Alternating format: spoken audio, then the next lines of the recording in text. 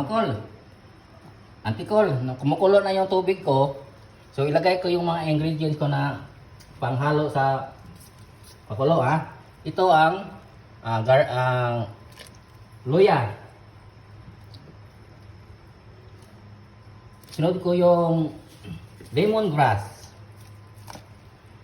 At saka yung may onion akong dalawa. At apat na garlic. Kasi dito sa Vietnam Antikol, mura lang ang mga vegetable ito. Kaya dinamihan ko na. Hindi kagaya sa Pilipinas na medyo mahal-mahal. So, lagyan ko muna ng mga pamintang buo. Kahit unti lang.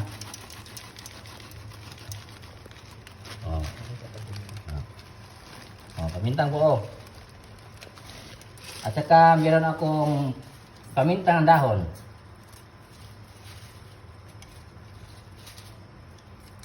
Lagyan ko ng star anise para mas mabango. Ito pa, huli, may cinnamon ako dito. Kung walang cinnamon, ano na ito? Optional. O meron akong cinnamon, lagyan ko ng kahit konti lang. So, yan ang mga ingredient ko sa pangpakulo, mga kol, antikol. So ngayon,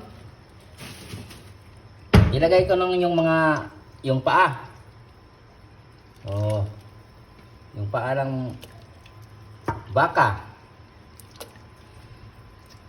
Yung unang pakulo, antikol, itapon ko ha. Yung unang pakulo, itapon ko yung sabaw.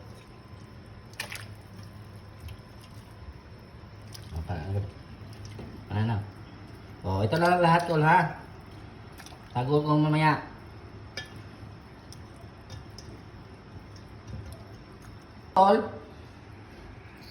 Iwan ko dito ng mga 25 minutes pakulo. So, yung sabaw, itapon ko. Okay. Iwan ko ng mga 25 minutes mga tol. Pakulo.